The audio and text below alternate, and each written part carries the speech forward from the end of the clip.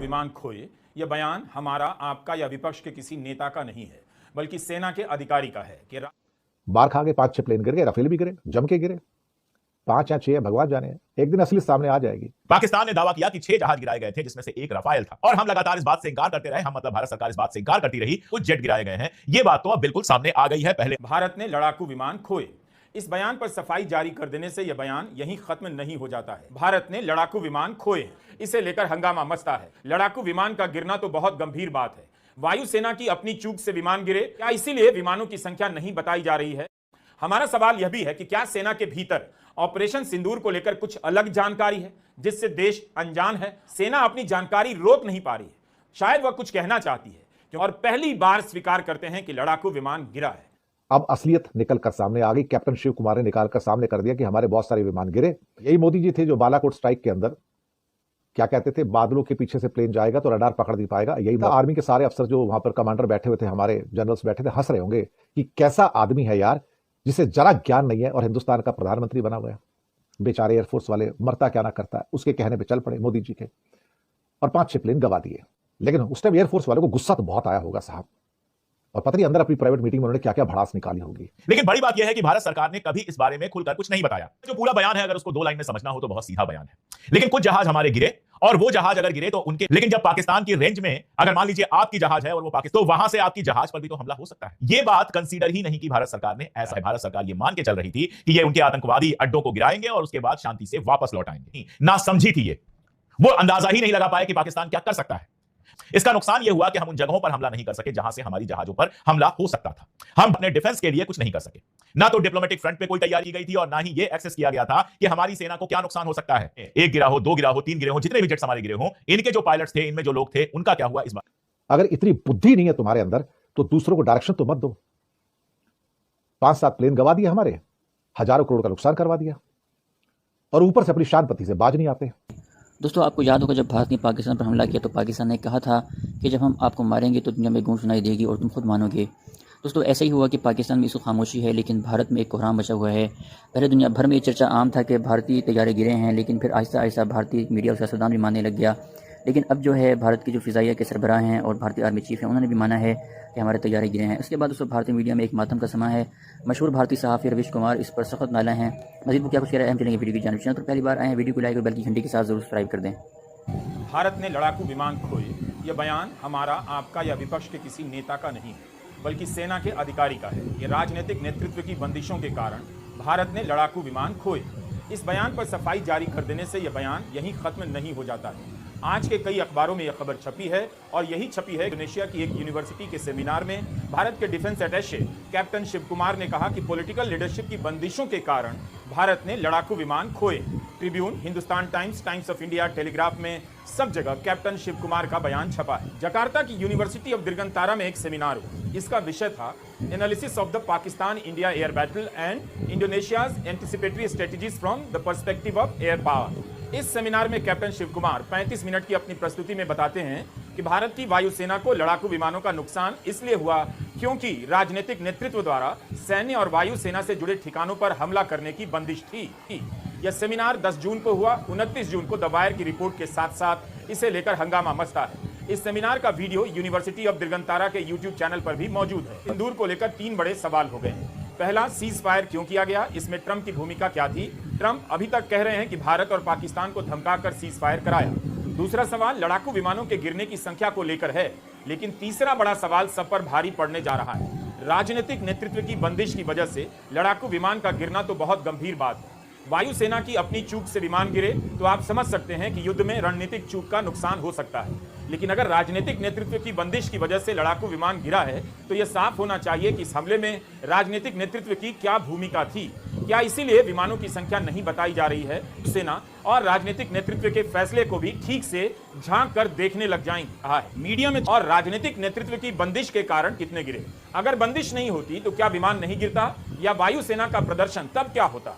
राजनीतिक नेतृत्व की बंदिश की बात हो रही है, जबकि पूरे देश को यही बताया गया कि मोदी सरकार ने सेना को खुली छूट दे रखी है। पूरा विपक्ष सरकार के साथ था, जो कि फैसला लेना है लीजिए। तो फिर बंदिश की बात कहां से आ गई, जबकि खुद प्रधानमंत्री मोदी सार्वजनिक मंच से कह चुके हैं कि उन्होंने सेना को हमला करने की खुली छूट दी थी। हमारा सवाल यह भी है कि क्या सेना के भीतर ऑपरेशन सिंदूर को लेकर कुछ अलग जानकारी है जिससे देश अनजान है और वो जानकारी इस तरह के बयानों से छलक कर सामने आ रही है। सेना अपनी जानकारी रोक नहीं पा रही, शायद वह कुछ कहना चाहती है, क्योंकि सेना प्रमुख जनरल अनिल चौहान देश के बाहर सिंगापुर में राइटर्स को इंटरव्यू देते हैं और पहली बार स्वीकार करते हैं कि लड़ाकू विमान गिरा है। उनके जवाब से लगा कि एक लड़ाकू विमान गिरा है, लेकिन इंडोनेशिया में कैप्टन शिव कुमार कहते हैं कई विमान तो नहीं गिरे, कुछ विमान गिरे। तो विमानों की संख्या को लेकर इतना रहस्य अभी तक क्यों है? तब फिर नुकसान के बारे में क्या दिक्कत है? क्या इसलिए दिक्कत है कि नुकसान की सही तस्वीर आने पर विश्लेषणों में राजनीतिक नेतृत्व का भी सवाल आ जाएगा। गलत है आप। दोस्तों, कभी कभी ज्यादा शांति करना जो है ना, वो भी इंसान को मार जाता है। ज्यादा समझदार होना और उसके बाद बार बार जब आप राजा बाबू बनने के चक्कर में होते हैं तो और मुसीबत है साहब। यही मोदी जी थे जो बालाकोट स्ट्राइक के अंदर क्या कहते थे, बादलों के पीछे से प्लेन जाएगा तो रडार पकड़ नहीं पाएगा, यही मौका है। मुझे लगता है आर्मी के सारे अफसर जो वहां पर कमांडर बैठे हुए थे, हमारे जनरल्स बैठे थे, हंस रहे होंगे कि ये बुद्धि है हमारे प्रधानमंत्री की, जिससे यही नहीं पता कि विज्ञान किसे कहते हैं, साइंस किसे कहते हैं और क्या बादलों के पीछे रडार काम करता है नहीं करता। और हो सकता है अपनी प्राइवेट मीटिंग में हंसकर मजाक भी बनाते होंगे कि कैसा आदमी है यार जिसे जरा ज्ञान नहीं है और हिंदुस्तान का प्रधानमंत्री बना हुआ है। अब फिर से वही हुआ। अब असलियत निकल कर सामने आ गई। कैप्टन शिव कुमार ने निकाल कर सामने कर दिया कि हमारे बहुत सारे विमान गिरे और पॉलिटिकल इंटरफेरेंस के कारण गिरे, क्योंकि पहले कहा गया कि आर्मी को पूरी आज़ादी है, एयरफोर्स को पूरी आज़ादी है कि टाइम और डेट वो फिक्स करेंगे, लक्ष्य भी वो फिक्स करेंगे, हमने पूरी आज़ादी दे दी। लेकिन पीछे से हाथ बांध दिए उनके। कहता ऐसा ना, तुम्हारे हाथ और पैर में बांध देता हूं, अब जाओ तुम लड़ो, हम तुम्हें बताएंगे टारगेट कहां पे है, कहां पे मारना है और कहां पे नहीं मारना। अब क्या थे, राजा बाबू हैं, एयरफोर्स के पायलट की यूनिफॉर्म में फोटो खिंचा के अपने बड़े बड़े पोस्टर लगवा देते। तो इनको ये लग गया कि भैया ये एयरफोर्स के चीफ एपी सिंह बन गए हैं और इनको सब कुछ आता है, ये एयरफोर्स वालों को बताएंगे कि क्या करना है क्या नहीं करना। बेचारे एयरफोर्स वाले मरता क्या ना करता, उसके कहने पे चल पड़े मोदी जी के और 5-6 प्लेन गवा दिए। अब आते कैप्टन शिव कुमार बीच में, इंडोनेशिया में इंडियन एम्बेसी के अंदर डिफेंस अटैची एक सेमिनार में बोल गए कि पहले दिन जब वॉर शुरू हुई तो हमने बहुत सारे प्लेन गवा दिए और उसका एक कारण था पॉलिटिकल इंटरफेरेंस, पॉलिटिकल डायरेक्शंस, यानी कि ऊपर से ये कर रहे हैं और ये नहीं करना है। यानी कि एयरफोर्स को बोला आक्रमण तो करो, लेकिन हाथ बांध दिए, पैर बांध दिए, जाओ आक्रमण करो। विनाश काले विपरीत बुद्धि, वही स्टोरी से बादलों के पीछे रडार नहीं पकड़ने आएगा। यहां बोल दिया कि आक्रमण करो, लेकिन हाथ बांध दिए, पैर बांध दिए, पंगू बना दिया, ट्रिपल कर दिया साहब। बार खा गए, 5-6 प्लेन गिर गए, राफेल भी गिरे, जम के गिरे, 5 या 6 भगवान जाने। एक दिन असली सामने आ जाएगी। लेकिन उस टाइम एयरफोर्स वालों को गुस्सा तो बहुत आया होगा साहब, और पता नहीं अंदर अपनी प्राइवेट मीटिंग में उन्होंने क्या क्या भड़ास निकाली होगी कि जिस आदमी को समझ रही एयरफोर्स की, वो हमें डायरेक्शन देता है कि किसको सेट करना है, किसको रिसेट करना है, तो मरोगे तो और क्या करोगे। तो मोदी की जो पॉलिटिकल डायरेक्शन थी, it become a suicidal for the air force pilots actually, और हमने प्लेन पे प्लेन गवा दिया। अब वो शिव कुमार जो कैप्टन साहब में बोल बैठे साहब कि जो प्लेन गिरे हमारे, वो पॉलिटिकल इंटरफेरेंस और पॉलिटिकल डायरेक्शन कारण करेंगे, तुम लोग को क्या करना है, कहां अटैक करना है, कहां नहीं करना है। भारत और पाकिस्तान के बीच में जो लड़ाई हुई, स्कर्मिश कह सकते हैं आप, युद्ध की घोषणा तो नहीं हुई, लेकिन जो लड़ाई हुई उसके बाद एक सवाल ऐसा है जिस पर लगातार, जिसको अंग्रेजी में कहते हैं क्वेश्चन मार्क बना हुआ है। वो सवाल ये कि क्या शुरुआती दौर में हमारे कुछ जहाज गिराए गए थे।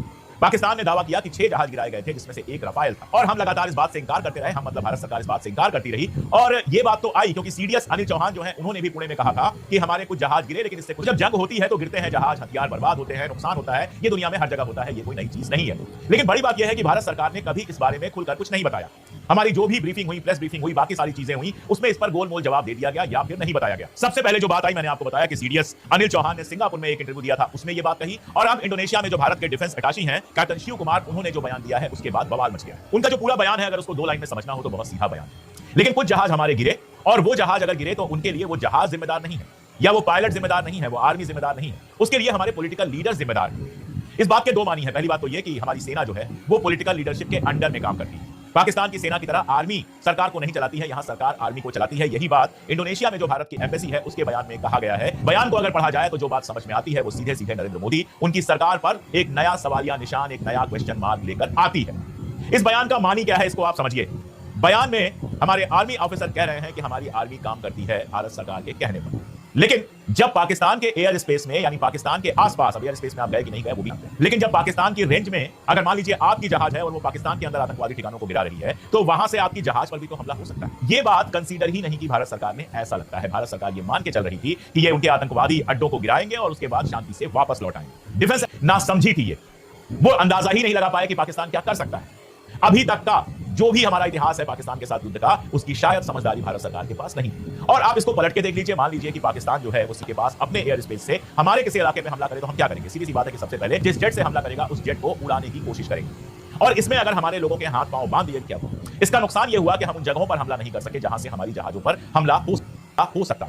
हम अपने डिफेंस के लिए कुछ नहीं कर सके। भारत सरकार ने आपके हाथ पांव बांध दिए। हमारी सर जो पाकिस्तान के आतंकवादी अड्डों को ठिकाना बना रही थी वो पाकिस्तान के मिलिट्री हमले का शिकार हुई। और हमारे मिनिस्ट्री ने कहा कि ये सवाल पाकिस्तान पे हमले से पहले भारत सरकार के पास, पाकिस्तान में आतंकवादी ठिकानों पर हमले से पहले भारत सरकार के पास कितने रफाल थे और ये हमले खत्म होने के बाद अब कितने रफाल बचे हुए हैं, ये सवाल पूछा था कुणाल शुक्ला ने अपनी आरटीआई में। लेकिन डिफेंस मिनिस्ट्री ने कहा कि ये सवाल भारत की सुरक्षा से जुड़ा हुआ है, इसलिए इसका जवाब नहीं दिया जा सकता। यानी भारत सरकार ने अभी तक ये नहीं बताया है कि रफाल का नुकसान हुआ है कि नहीं हुआ है। हम नहीं जानते कि रफाल का नुकसान हुआ है कि नहीं हुआ है, लेकिन कुछ जेट गिराए गए हैं, ये बात तो अब बिल्कुल सामने आ गई है। पहले अनिल चौहान जो हमारे सीडीएस हैं, आर्मी के सीनियर मोस्ट ऑफिसर हैं, जब उन्होंने कहा तो ट्रॉल्स उनके ही पीछे पड़ गए। जैसे कि रक्षा मामलों पर वो हमारे सीडीएस से भी ज्यादा जानते हैं। मैंने तब भी बताया था कि सीडीएस का मतलब होता है हमारी तीनों सेनाओं का सर्वोच्च ऑफिसर, आर्मी हमारी कैपेबिलिटी और युद्ध के बारे में। और अब यह बात आई है जब कैप्टन शिव कुमार ने कहा है जो इंडोनेशिया में हमारे डिफेंस अटैक, ना तो डिप्लोमेटिक फ्रंट पे कोई तैयारी की गई थी और ना ही ये एक्सेस किया गया था कि हमारी सेना को क्या नुकसान हो सकता है।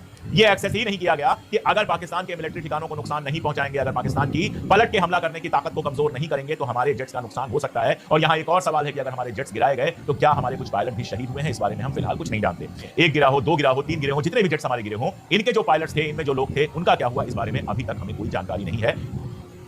सीधा अटैक मोदी पर था। बड़ी साफ सीधी बात है साहब, यहाँ पे डायरेक्शन देने वाला कौन है? मोदी और कौन? एक और उदाहरण वो राडार वाला और एक ही उदाहरण, मोदी जी अपना एयरफोर्स पायलट की यूनिफॉर्म में फोटो खिंचवा के समझ बैठे कि मैं एयरफोर्स का चीफ बन गया और मुझे सब कुछ पता है वॉर कैसे की जाती है। पैनी वाइज पाउंड फुलिश, यही कहा जा सकता है, पैनी वाइज पाउंड फुलिश। लेकिन बाद में एयरफोर्स वालों ने और आर्मी ने भरोसा किया कि भैया इसकी बात पे मत चलो, मर जाएंगे हम लोग, बर्बाद हो जाएंगे। हम अपने हिसाब से स्ट्रैटेजी बनाए और तब अगले दिन से लड़ाई उनके कंट्रोल में आ गई थी। समझ में नहीं आता है कि अगर अकल नहीं है तो भाई साहब दूसरों को डायरेक्शन तो मत दो। कम से कम अगर इतनी बुद्धि नहीं है तुम्हारे अंदर तो दूसरों को डायरेक्शन तो मत दो।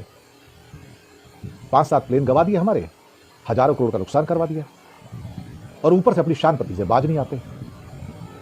कहते हैं ना कि अगर पढ़ा लिखा आदमी आपके देश का प्रधानमंत्री हो या चीफ हो ना, और बिना पढ़ा लिखा आदमी, तो फर्क तो पड़ता है ना। अल्टीमेटली बहुत फर्क पड़ता है साहब, बहुत फर्क पड़ता है। और जो आदमी अपनी डिग्रियां भी छुपाने की कोशिश करे और कोर्ट केस में चला जाए, साहब की डिग्रियां नहीं बताऊंगा, तो आप समझ सकते हो कि उस आदमी का चरित्र कैसा है। और आजकल तो कितनी स्टोरियां निकल के आ रही हैं। सुब्रमण्यम स्वामी तो आजकल बहुत अटैक कर रहे हैं इनके ऊपर। ये चाइना क्यों जाते थे? जयशंकर उनके लिए क्या अरेंज करवाता था वहां पे? मुझे कुछ कहने की जरूरत नहीं है। ये इनके अति चरित्रवान होने का संकेत देते हैं सारे के सारे। हो सकता है जो भी, लेकिन साहब अल्टीमेटली इस एक शख्स की मूर्खता के कारण भारतीय एयरफोर्स नुकसान सही, और कुछ तो कहते हैं कि शायद हमारे किसी पायलट का भी नुकसान हुआ है, बताया नहीं गया। मैंने कहा बदनसीबी है इस देश की कि इस देश के वोटर ऐसे व्यक्ति को देश का प्रधानमंत्री बना देते हैं जिसकी डिग्रियों का नहीं पता, जिसकी बुद्धि का नहीं पता। उम्मीद है आपको वीडियो पसंद आई होगी। पाकिस्तान में बैठकर भारतीय मीडिया का सुनना पसंद करते हैं, पाकिस्तानियों और सियासत के हवाले से क्या कुछ कहा जा रहा है भारत में, तो हमारे इस चैनल उज़ैर क्रिकेट को लाज़िम करें।